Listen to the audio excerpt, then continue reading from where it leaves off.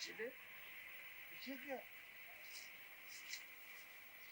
अब बहू अब मुफ्त लब की थी कहीं से। वो इसके तो किसी ने खूनने से क्यों हुए हैं, मेरा ख्याल है खिसक चलते हैं।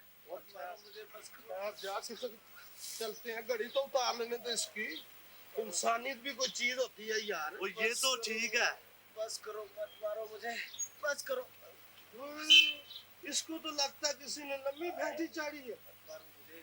पानी पानी क्यों जमानत कैंसिल करवानी है, मेरा ख्याल है खिसक चलते हैं। अगर कोई फड्डा हो गया ना तो उस्ताद ने हम दोनों की चटनी बढ़ा देनी है। और चीजें उसकी हालत तो देख, और इंसानियत भी कुछ चीज होती है।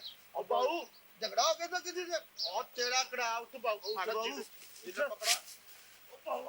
होश का उठ बहू।